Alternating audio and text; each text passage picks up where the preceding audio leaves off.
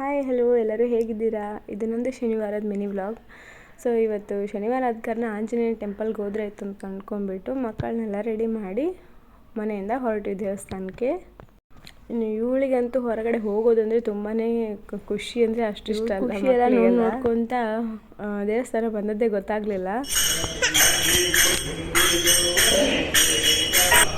ಇನ್ನು ದೇವಸ್ಥಾನದಲ್ಲಿ ಹೋಗೋಷ್ಟು ಪೂಜೆ ಎಲ್ಲ ನಡೀತಿತ್ತು. ಸೊ ಹಾಗಾಗಿ ದರ್ಶನ ಕೂಡ ಮಾಡಿಕೊಂಡು ಕೈಯೆಲ್ಲ ಮುಕ್ಕೊಂಡು ಎಣ್ಣೆ ಎಲ್ಲ ಹಾಕಿ ಇನ್ನು ಪ್ರದಕ್ಷಿಣೆ ಕೂಡ ಹಾಕ್ಕೊಂಡು ಮತ್ತು ನನಗೆ ಒಂಚೂರು ತರಕಾರಿ ತೊಗೊಳ್ಳಿಕ್ಕಿಲ್ತ ಅಂದ್ಬಿಟ್ಟು ವಾಪಸ್ ತರಕಾರಿ ತೊಗೊಳ್ಳಿಕ್ಕೆ ಹೊರಟ್ವಿ.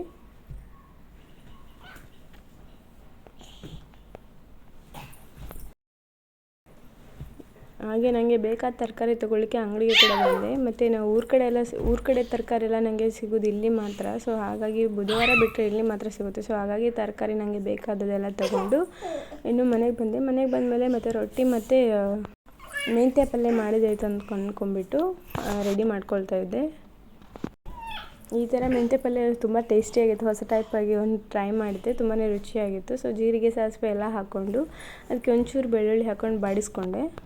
ಮತ್ತು ಇದಕ್ಕೆ ಕಟ್ ಮಾಡಿದಂಥ ಈರುಳ್ಳಿ ಹಾಕ್ಕೊಂಡು ಅದನ್ನು ಫುಲ್ ಹಸಿ ವಾಸನೆ ಹೋಗೋವರೆಗೆ ಹುರ್ಕೊಂಡು ಅದಕ್ಕೆ ಒಂದು ಟೊಮೆಟೊ ಹಾಕ್ಕೊಂಡು ಲಿಡ್ ಕ್ಲೋಸ್ ಮಾಡಿ ಅದು ಸಾಫ್ಟ್ ಆಗೋವರೆಗೆ ಒಂದು ಸ್ವಲ್ಪ ಬೇಯಲಿಕ್ಕೆ ಬಿಟ್ಟೆ. ಮತ್ತು ಅದಕ್ಕೆ ಅರಿಶಿನ ಪುಡಿ ಮತ್ತು ಖಾರದ ಪುಡಿ ಮತ್ತು ಅದಕ್ಕೆ ಆಗ ಪೇಸ್ಟ್ ರೆಡಿ ಮಾಡ್ಕೊಂಡಿದ್ದೀವಲ್ಲ ಅದನ್ನು ಆ್ಯಡ್ ಮಾಡಿಕೊಂಡು ಒಂದು ಸ್ವಲ್ಪ ಕುದಿ ಬರೋವರೆಗೆ ಸ್ವಲ್ಪ ಬೇಯಲಿಕ್ಕೆ ಬಿಡಬೇಕು. ಮತ್ತು ಇದಕ್ಕೆ ಆಗ ಬೆಳ್ಳುಳ್ಳಿ ಮತ್ತು ಎಣ್ಣೆಯಲ್ಲಿ ಮೆಂತ್ಯ ಪಲ್ಯನ ನಾವು ಸಾಫ್ಟಾಗಿ ಹುರ್ಕೊಂಡಿದ್ವಿ. ಸೊ ಅದನ್ನೇ ಇದಕ್ಕೆ ಆ್ಯಡ್ ಮಾಡಿ ಒಂದು ಸ್ವಲ್ಪ ಲಿಡ್ ಕ್ಲೋಸ್ ಮಾಡಿ ಇನ್ನೊಂದು ಚೂರು ಕುದಿ ಬರೋವರೆಗೆ ಬಿಟ್ಟರೆ ಅದು ನಮಗೆ ಮೆಂತ್ಯ ಪಲ್ಯ ರೆಡಿ ಆಗುತ್ತೆ. ಮತ್ತೇನು ರೊಟ್ಟಿ ಮಾಡ್ಕೊಳ್ಳುವಂಥಲ್ಲಿ ಹಂಚಲ್ಲಿ ನೀರು ಹಾಕ್ಕೊಂಡು ಹಿಟ್ಟಿಗೆಲ್ಲ ಹಾಕ್ಕೊಂಡು ಹಿಟ್ಟೆಲ್ಲ ನಾದ್ಕೊಂಡೆ. ಇನ್ನು ರೊಟ್ಟಿ ಕೂಡ ಬಡ್ದಾಯಿತು. ಮತ್ತೇನು ರೊಟ್ಟಿ ಎಲ್ಲ ಪ್ರಿಪೇರ್ ಮಾಡಿ ಇನ್ನು ಊಟಕ್ಕೆ ಉತ್ತರ ಕನ್ನಡ ಸ್ಪೆಷಲ್ ರೊಟ್ಟಿ ಊಟ ರೆಡಿ ಆಯಿತು.